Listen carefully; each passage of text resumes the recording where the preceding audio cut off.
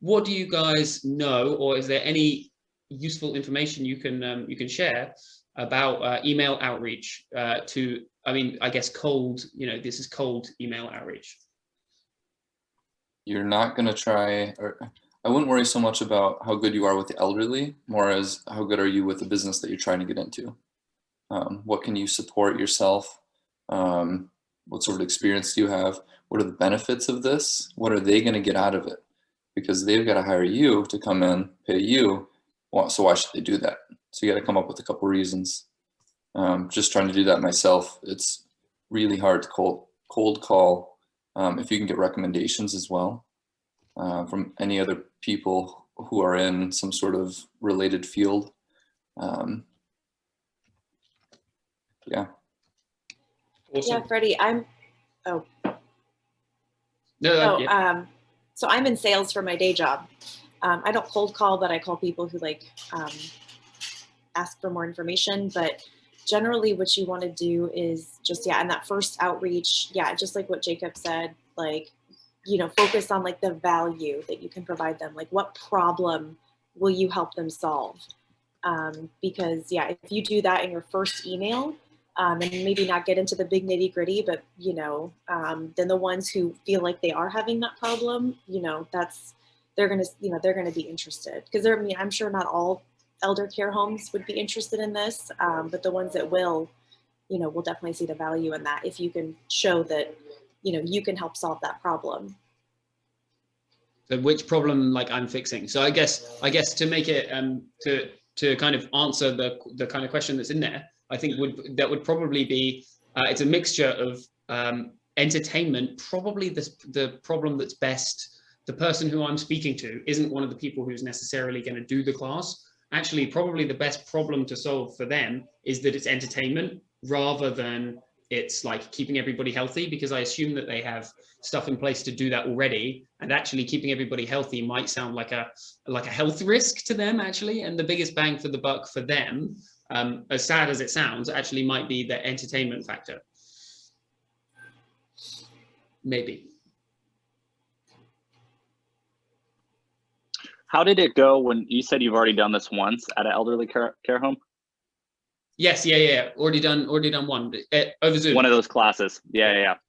What happened with that place? Do you have a possibility to go back there and do another class, or what was the story behind that? It went well, and I'm still in contact with them, and they said that they really enjoyed it, but that they couldn't afford it. So I mean, obviously that looks like actually they didn't enjoy it that much. But I think my instinct says actually that's the truth, and actually that they are finding it difficult in their budget. But that's obviously difficult for social proof or for a recommendation, because that's not actually that positive of an experience. But they said that everybody really enjoyed the class, and it seemed to go pretty well. So I'm trying not to get too down about that, or using that as a way to think this won't work.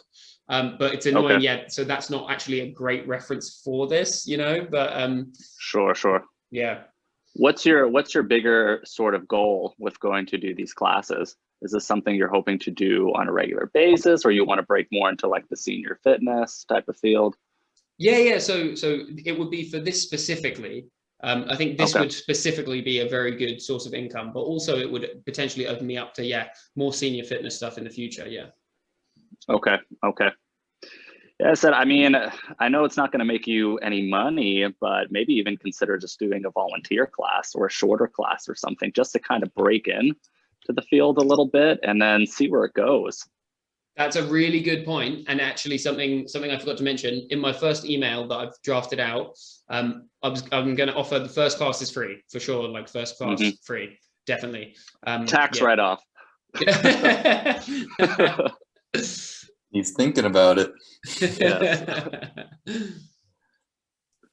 Okay, awesome. Does anybody have any other topics that they'd want to have a look at today? If not, I think we could. It's been a while since we've done a specific exercise, but I'd love it if anybody has any questions. The only thing is, I accidentally ordered a bucket of soup. It's huge. I only wanted a little bit, and it's so much. Oh no. Actually, I don't have a question per se, but oh, sorry. We like to drink with Lindsay because Lindsay is our mate. I thought that was an English thing. She drinks it down in 8, 7. Chug it. Oh, no. Is that a thing? Is that a thing in Canada, Jake? The US. And, the US, sorry. I know Britain. Oh, and you know Britain, yeah, you know as well. Familiar with international relations. Okay, no, I don't have a question. I just have a win. One of my 66-year-old clients, I have 2 clients in their 60s. I taught her how to barbell deadlift this last week. And I mean, it's not perfect. Like it's very light too. Like, but she finally got it, and that's a really good feeling. Nice, and it was looking pretty healthy. Yeah, again, not perfect, but again, we're not going. I mean, not like she's not going to hurt herself. Yeah. But yeah, it's a really good start. I don't know. I was just excited. Nice. That's awesome. Yeah, I'm always trying to like teach people in that, like if they can, and if they can show like a hip hinge and they can do like a sit to stand, then you start looking at the next level, and squats and deadlifts are on the table, and unless they're off the table, they're on the table.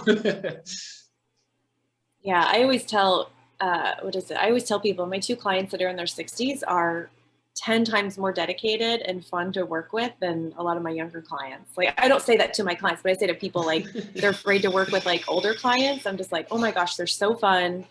They actually they're really excited. They work hard. Like they want to try new things. Like there's less cognitive dissonance I found as well. Like there's more, you think so? There's more like, they'll know if they're going to like cheat on their diet, for example, they'll know, and they'll tell you like when they're going to cheat on their diet, and they'll tell you why they didn't do the exercise. They won't come up with some like bullshit. That's been my experience. It's been a bit more like bit more like that with the more, I shouldn't say elderly population because they're not elderly, but the older age brackets. Well, what I love about my 2 clients in their 60s is their approach to fitness. It really is like, they're not looking to be a bodybuilder. They're not looking to get a bikini body. These are 2 60-year-old women. They just want to be functionally strong. They just I want to make sure that when I'm 80, I can get myself on and off the toilet without help. I want to make sure I can keep gardening, that I can keep traveling. And, so we just do a lot of functional stuff. It's not to build, yes, it's to build muscle and get stronger, but it's not for aesthetic. It's functional. So I feel like we can have so much more fun with that and do a lot more when they're not worried about how they look. They're genuinely worried about, I want to make sure the right muscles are at the right strength as I get older. And yeah, that's a lot of fun. And like movement patterns like that, sometimes you can make a really big difference. Sometimes you can make a really big difference by just giving a different cue, but definitely in like a few weeks, you can start to really see a difference. Whereas if somebody comes in, like say somebody like a male my age or something comes in and says, I want to get really big and muscular, like you're not going to see much in a few weeks. Like you're not going to see much in a few months. Like, do you know what I mean? Like, so it's really nice to be able to have some goals that can be fulfilled quite quickly. Which I find is more that sort of thing. So I'd love to talk to you guys about pulling exercises. Like for example, like I guess we could start with deadlift, but also stuff like row. So I also want to talk about like scapular stuff. But first, should we do a little deadlift open table? And say, are there any, so let's start with any like cues or things that you really want to focus on primarily with the deadlift? Have you guys tried my version of the sumo deadlift? Ooh, sorry, yeah, go on. The more upright. Yeah, I found it quite difficult. I think it was more my like hips. I couldn't get the depth to be able to get the pull, unless I did go a lot wider than I usually would for a sumo. And then the movement just felt quite almost a bit, because I usually lean a bit more forwards when I do a deadlift rather than going more upright. So trying to stay upright whilst pulling, I found really difficult. Did you stay with the same kind of weight that you would do a normal deadlift, or did you go a little bit lighter? I dropped the weight. I think I went to like 60 kg just to try it out. Okay. Yeah, I'll warm up with the bar just to kind of get my hips open. and to be able to sit down into it, warm up my glutes a little bit. And then it really just takes the adductors some time to get used to like being wide and dropping down. So what I'm talking about is like almost staying completely erect while doing a deadlift with your legs out wide, like a sumo stance.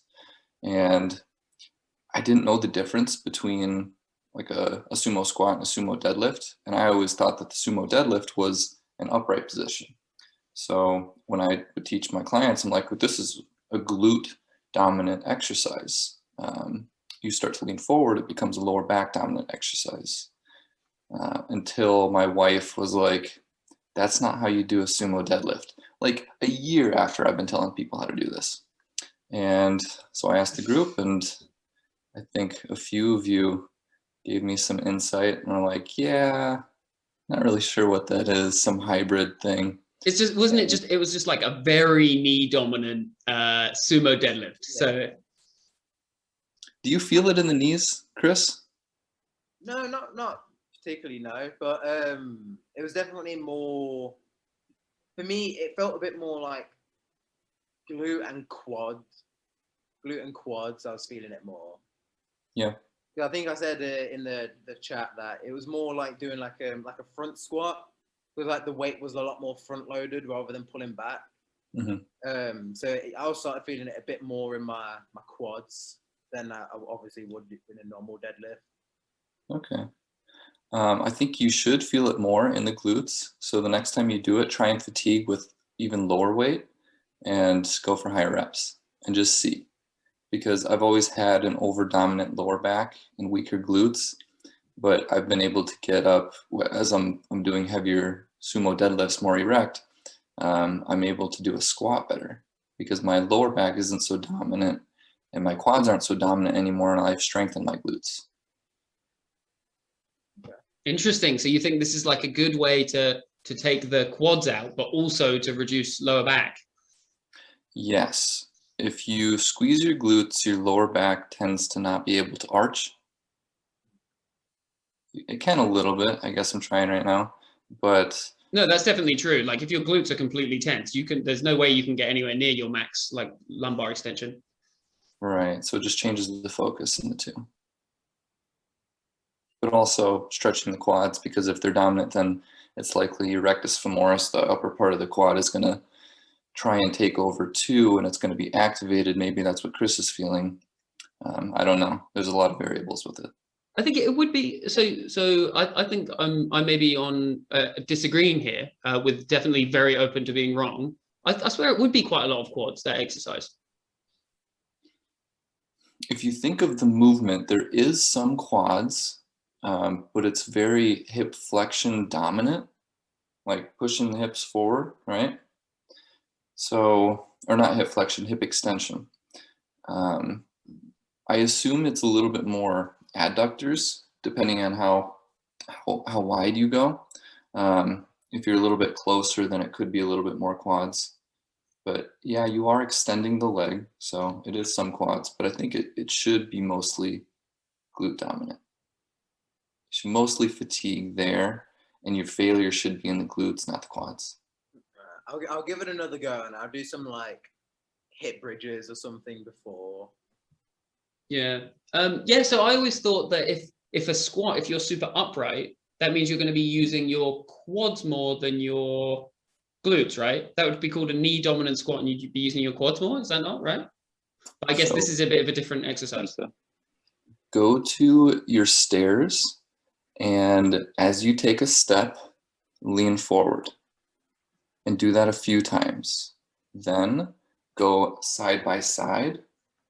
And so you're stepping up laterally, and stay as upright and glute dominant as you can, and see what the difference in your quads is. Because with the more upright one, should be more glute dominant, you'll still feel it in the quads. But if you're leaning forward, you're going to put more pressure on the knee, on the quad. So give that a try and see. In my mind, I thought the more you leant forward, the more hamstrings you're using. Depends on how straight your leg is, or how like have you ever done I think it's called like a sprinter's lunge? Or that's remind us. So hold on, if I. Oh yeah. Oh yeah. The demonstration. We love it. If I get into like a split squat position, you lean forward, and then you go down, and you kind of push up, and you stay like leaning forward. You always feel it quite a lot in like the front hamstring that you're pushing up. Yeah, so that's because the hamstring will go into a more lengthened position when you're like that. So yeah, that probably bigger range for the hamstring at least, and then you're probably feeling a lot of that. Yeah, you're feeling it in that like long lengthened part of its range. So that's definitely interesting. I don't know about the net usage of the hamstring, but yeah, it probably would be more. Yeah. So when doing the deadlift, if you're that far over, it's basically a straight-legged deadlift, and of course you're going to feel it more in your hamstrings. Then as you start to lean backwards a little bit more, say 45 degrees, then it's going to go more into the quads and less into the hamstrings, maybe a little bit of that glute hamstring area. And then more upright, it's going to go even further up the leg. It's going to go into the glutes. So a few tests that you can do, try it with the stairs. But yeah, if you're bending forward that far, it is shortening the hamstring. So you will be using more of that. You're right. So this stair experiment you're talking about, one of the times you're going up laterally, you're going up sideways. Yep. That seems like a difficult way to make it a fair experiment, right? Unless I'm misunderstanding. I mean, you can do the same thing laterally by bending forward, but it's just easier to, like if you're walking up a stair, you're going to step up on your toe, right? If you're going forward, if you're going from the side, your foot has more surface area to step up on the entirety of it. So if stairs were bigger and longer, we would be able to use our glutes more, but you do stairs so much that you lean forward and you tend to use your quads more. That's one of our postural deficiencies. Right. That is true that people overuse their quads, right? I think some of this stuff gets super confusing because we're used to discussing exercises that are where the center of mass is in a different place. So for example, a front squat, back squat, deadlift, like the center of mass is just in crazy different places. So I think that's probably why our wires are getting crossed, or my wires are getting crossed. In terms of the deadlift, so let's go conventional deadlift. How would you guys teach it? Because I know, for example, some people teach it from the top and some people teach it from the bottom. I have a bad habit of teaching it from what they're doing, and then I just change bits that I think should be changed about what they're doing, rather than trying to teach them from zero, if that makes sense. What do you guys think? I teach from the top normally for the conventional deadlift, for sure.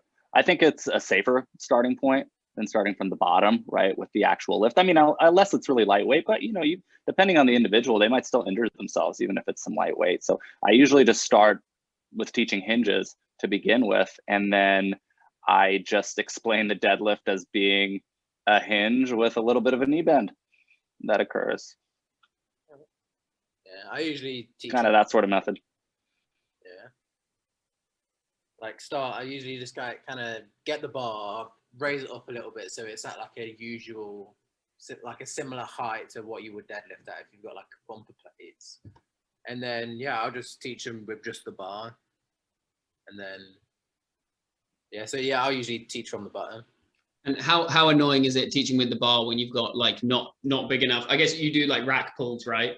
But the rack that I've got here, like in my mini gym, like the rack things don't go down low enough.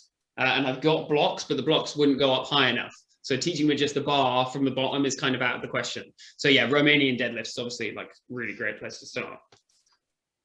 I know this is a bit of a diversion, but because you're talking about rack pulls, I've heard different ways, but I'm curious. Do you teach them from above the knee or just below the knee? Like where do you teach from? Or do them yourself?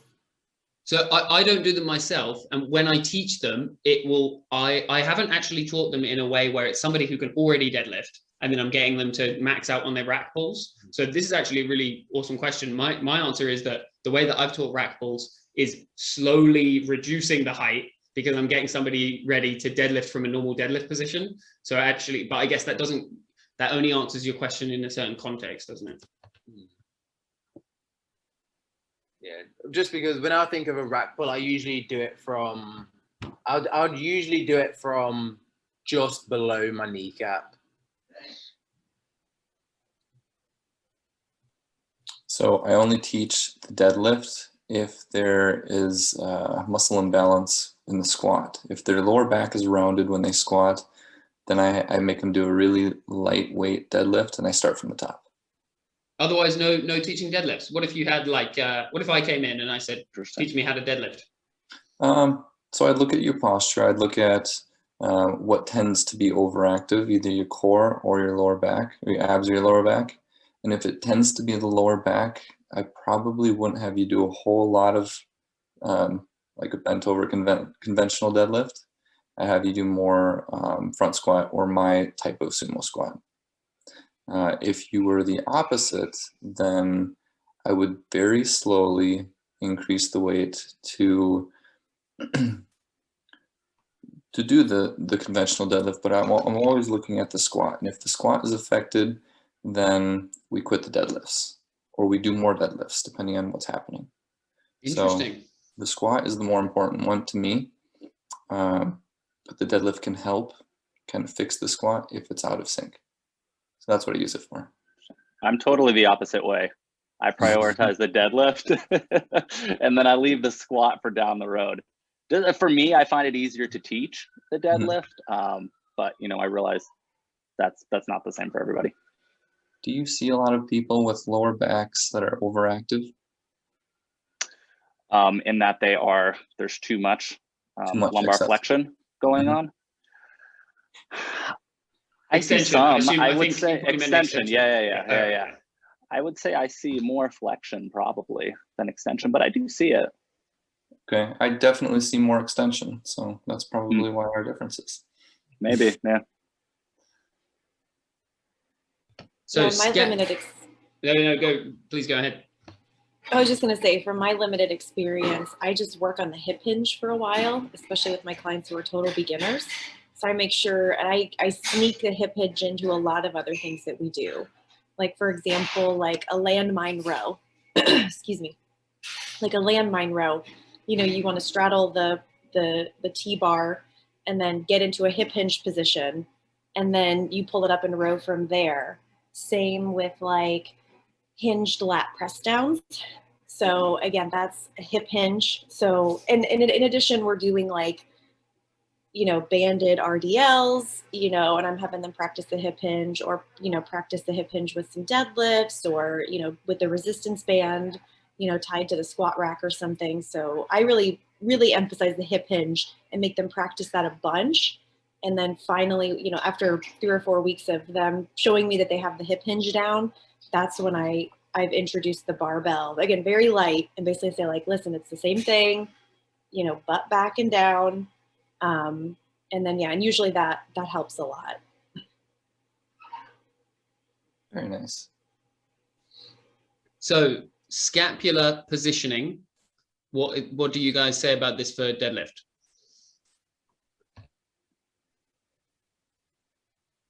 I say neutral. Describe it as neutral.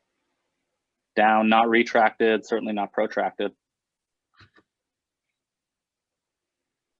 Yeah, so maybe this wasn't such a great topic, the scapular thing, because that's pretty much bang on what I say. So there's some exercises where I'll say like retraction, so it's like shoulder blades back and down. Yeah. Whereas with deadlift, it's just shoulder blades down, as long as they're not like here. Yeah. But I get a lot of people who want to retract it, for sure. They'll even like kind of like, I never told them that, and they'll kind of, you know, after doing it a few times, they'll kind of make it up in their head a little bit. So I'm supposed to have my shoulder blades back, right? I'm like, no, don't retract them.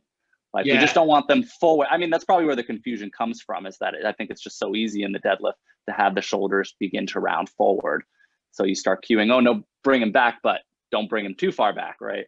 Yes, you've told them, okay, no, not here, and also down here. So it's pretty easy for them to go, okay, well, it must be like this, right? Yes. It's interesting too. Sometimes if you just, I don't know if you've ever just done with people who don't work in fitness, but you kind of tell them, oh, you know, show me what good posture is. And they kind of want to stand like that, right? They kind of want to sit up and like really retract their shoulder blades. And it's like, well, no, don't do that. No, nobody wants to walk around like that. Like, you want them to be neutral. You don't want them to be rounded forward, but you're certainly not going to walk around in everyday life with retracted shoulder blades. Yeah, but I find some exercises, so I do some exercises with them retracted, like some rows, because my theory is some muscles will be in their most flexed state, but also this is kind of a weird theory that I have in my head. So I'd love somebody to school me on this. But if we get strong in this like excessively retracted position, won't that balance out the default position from protracted to like neutral? Or is that me talking out my ass? Wait, so you have them do the rows where they're retracted the whole time as the arms move forward and back? Yep. For example, bat wing row. So I'll have people on a bench, they're 45 degrees like this, and their shoulder blades are retracted the whole time, and they're holding with one arm, and they're going up and down with the other, and then up and down with the other, trying to avoid, like, I guess you call it too much trap usage, but basically still going down the back is what I mean. So exercises like that, I'll train with people in full retraction, but just not deadlift. Yes, I do the same. Especially with myself, practicing on myself with so much chest exercises in my in my life. Definitely had some pronated shoulders for a while, and when I do that sort of row, like either close or like a wide row, and keep it retracted, I feel a little bit more like my shoulders are neutral. So it's finding the balance, right? Obviously, if somebody already has pretty retracted or retracted row, whatever, you probably wouldn't have them do so much. Though I've only seen one person in my lifetime that has had excessively retracted scapula. Yeah, it's usually the other way. So I always, oh, go ahead, Jake. Oh, that's it. So I always teach the rows going from full protraction all the way back to retraction as the elbows move back. So that's kind of interesting that you do it like that, because I mean, I could see both of them being effective, but I guess essentially the way that you teach the row, it's like you're just doing an isometric, right? You're doing an isometric on your scapular retraction, and then the rest of the exercise is just arms. Whereas I guess my sort of thinking was, no, when you're doing a row, you're coordinating this arm movement with the shoulder blade movement at the same time. Yeah, so I think this is a really, I think this is kind of where I wanted this to go. Actually, this is really interesting, like distinction. I just want to quickly push back on you. You didn't really say this, but you were implying like the back isn't going to be inputting much force if it's in an isometric position. I don't think that's true, right? It still will be doing a fair amount of work. Yeah, it's working, but right, it's just staying retracted, so it's just an isometric, right? Yeah. But no, it's holding an isometric position, but it's still going to be like doing something different, like compared to holding like this, or if I'm doing reps, even if it's in an isometric position, it's still going to be needing more like, force, right? It's still going to be outputting more force, right? So you're saying that the shoulder blades would still contribute to you pulling the weight in? Yeah, it wouldn't become, even if I'm doing a perfect isometric hold, it wouldn't become 0% those muscles doing the like concentric work, would it? They would have to be doing something, or they would have to be isometrically contracting harder at the bare minimum, right? I'm sure they're definitely doing something differently than if they're just holding it. I mean, we're getting a bit dicey with science here, I guess. It's more like stabilizers that are holding it in place, which is okay for endurance. Keeping an isometric hold, I feel like is okay to do. Though I don't do it enough, and I should probably teach people to do the full out and back like Daniel does, just as long as they understand both of them. Yeah, I think probably doing both actually is probably the best course of action. Just, teaching more mind-muscle connection. Yeah, I mean, my way definitely has cons. I mean, the biggest problem that I run into is when they should be going into the protraction, they go ahead and go into T-spine flexion as well, which is what we don't want. So it's like, well, let's keep the spine nice and neutral right here. And we're just trying to move shoulder blades, shoulder blades and arms together. So I guess if you do it kind of your way, you're probably not going to run into that problem. your spine will stay more in its regular alignment. But it could become weak in certain parts of the movement that aren't out here because it's only strong right here. And so that's what I'm thinking of now. I'm not dealing with any shoulder dominant athletes, baseball players or football players, whatever. But I could see if you're training somebody more athletic like that, who's going to use that full range of motion, teaching both would be probably best. Yeah, interesting. Wow. So with deadlift as well, grip, what do you think of all the different grips? I mean, I go for a typical like overhand, and then just go to a switch grip when it gets a bit heavy. I don't deal with hook grips. Yeah, I was hoping somebody would bring up hook grip. I've never properly done it, but it's supposed to be better, right? But horrible. I've heard it is supposed to be better. You always see like a lot of like Olympic lifters doing a hook grip, don't you? Yeah, I think it does make you load stronger, but it just and apparently you get used to it. Same as like when you have a bar on your traps and the first like 2 times it really hurts and then it just doesn't hurt again. So hook grip, for anybody who doesn't know, pretend these 2 fingers are the bar. Hook grip is where you put your thumb like this and then you grip around your thumb. If that makes sense. It seems really like counterintuitive because it's like when you're younger and they say when you punch, don't punch with your thumb in your hand. Yeah. So I feel like when I do that and I'm like going to pull with that, I feel like I'm going to hurt my thumb doing it. Yes, it feels like you're going to like rip your thumb off or at least like squeeze the blood out of it. But apparently, I mean, these people get away with it. Like, yeah. Interesting.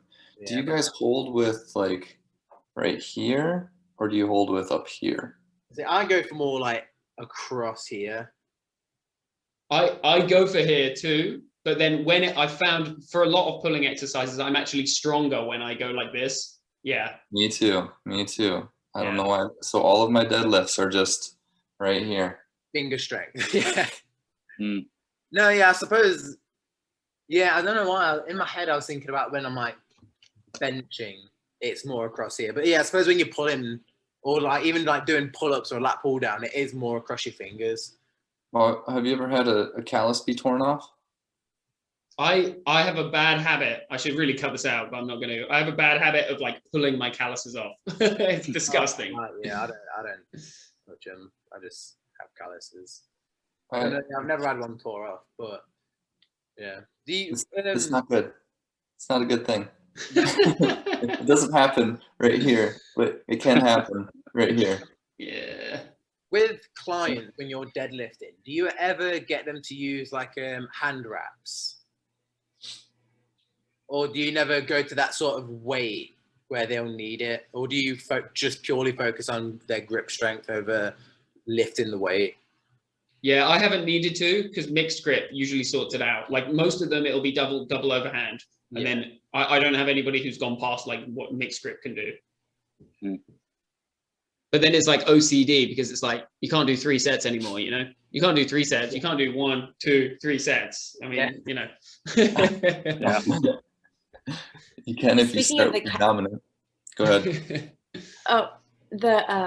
Talking about calluses, one of the trainers at my gym was talking the other day about a callus shaver. Well, like a nail file.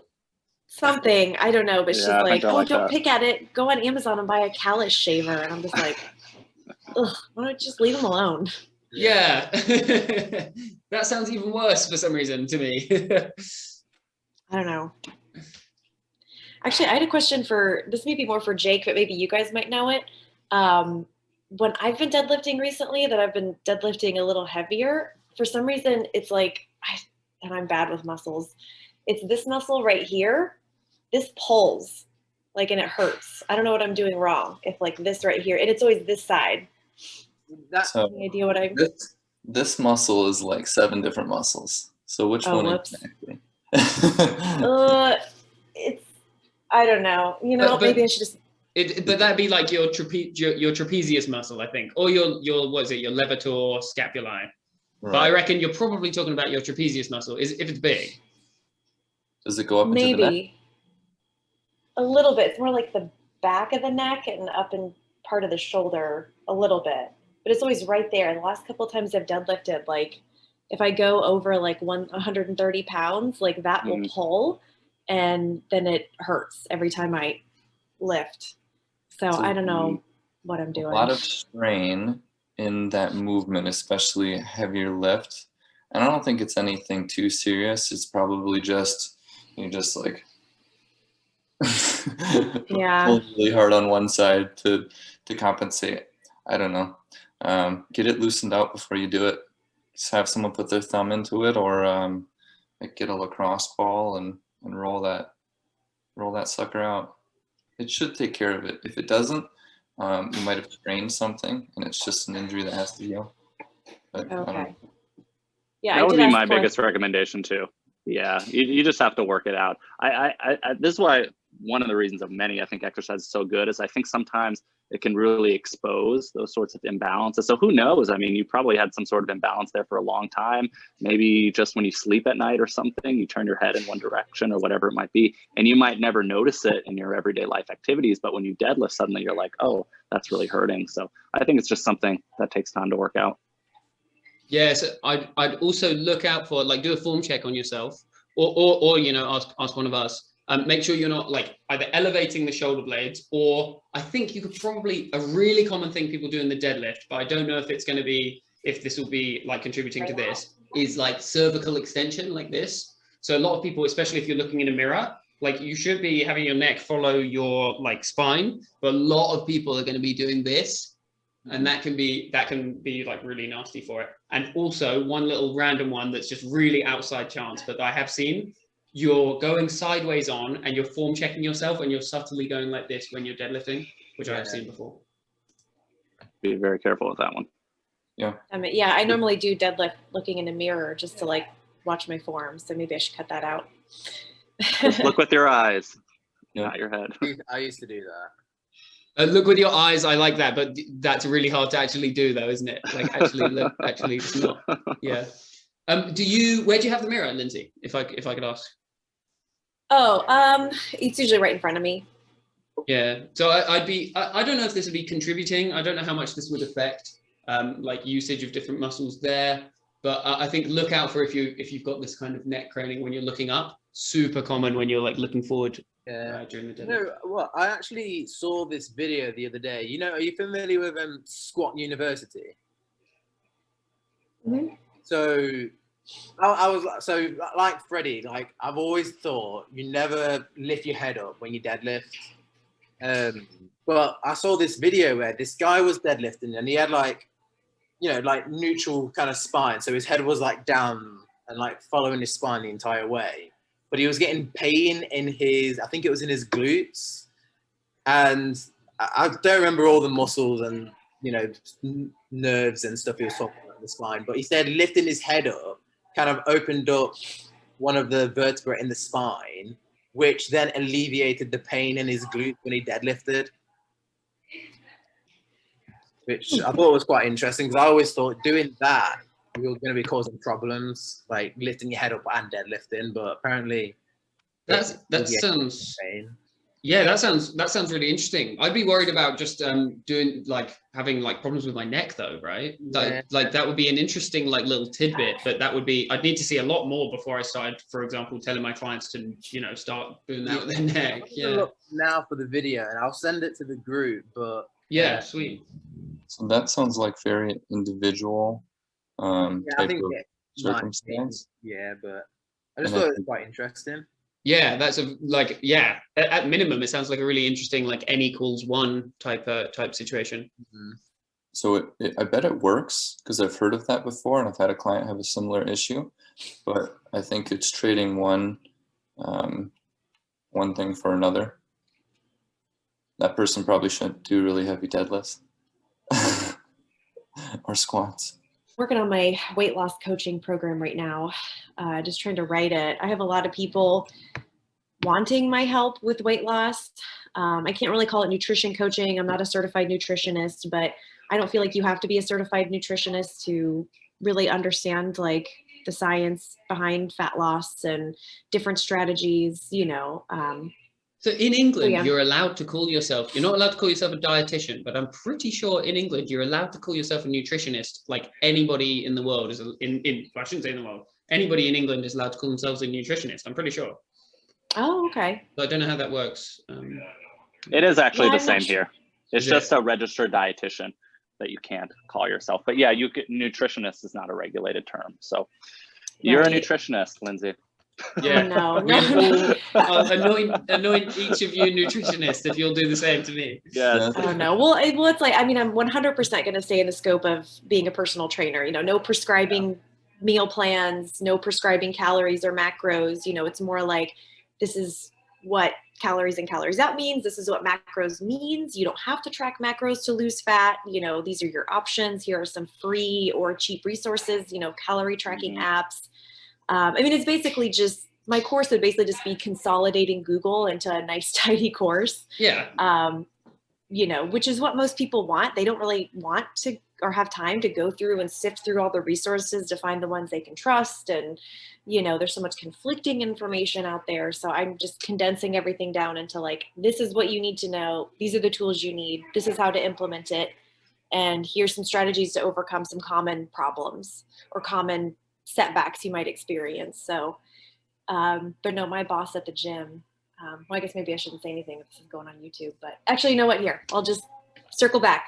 There are people who are very much poo-pooing on my idea and discouraging me to do this. They're like, you can't do that. You're not certified to coach people for weight loss. And I'm like, I'm a certified trainer, like, you know, and I've personally lost a lot of weight and maintained it and et cetera, like, why wouldn't I be qualified? You know, they're like, well, you need to go and get your master's in nutrition and you have to this and that. And I'm like, no, not really. Like, not to do what I'm going to do. Yeah. Especially if you're open about it. Like, as long as you don't claim to be something you're not.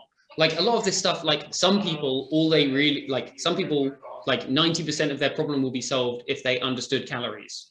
Like, you know, there's some stuff that's like, there's different tiers here. And unless you're going to start taking somebody who's got like Crohn's disease and telling them you can, like, you know, sort it out, I think, you know, it's just like there's stuff that is within the scope of practice. And it sounds like the stuff you'll be doing is. Right. And yeah, because I mean, I've looked through like the precision nutrition certification and NASM's certified nutrition, their CNC program, I think it's called, and it looks great. And I'm sure I'd learn a lot, but I don't think you need to pay that extra money and spend a year learning about nutrition just to help people with basic fat loss principles. You know, I really don't see that. I mean, could that help you? Maybe a little bit, but some of the stuff's like, it gets outdated pretty quick as well. Like, so you can imagine some of these courses, if they've not been updated in 5 years, they might say some pretty weird like stuff that isn't even accurate. I can't imagine, it'd be pretty difficult to motivate myself to pay $1,000 and work through a course where it's saying some bullshit that I've seen, like, you know, people debate over in the last few months using, like, you know, studies from the last few years, and they're just saying some shit like it's fact, which I, you know, not to be cynical, but I'm sure at least some of these nutrition courses are like that. But yeah, I suppose that was super cynical and just me being like too lazy and poor to actually do all these courses. But, you know, I agree that like basic fat loss principles, the ones that are sound and that are the most useful bang for your buck, you know, if we like, why would we ever hide these from clients, you know? I had an interesting sort of situation, which I think illustrates how us as trainers can also help support those other areas, like working with a registered dietitian. So I have a client who, she had cancer in her early 50s, went through the whole chemo and everything, went into remission. It is back now, but thankfully there's been a lot of advances and stuff. So she's probably going to be okay, but she's starting chemo and everything again. But long story short, she has a lot of different health problems going on. Anyway, so we track her weight and we track her calories very carefully. She does have quite a bit of weight that she needs to lose, and the numbers just weren't really working. I mean, she's sending me data that she's, you know, sometimes not even hitting 1,200 calories, and she's just like losing the weight way slower than you would expect, you know.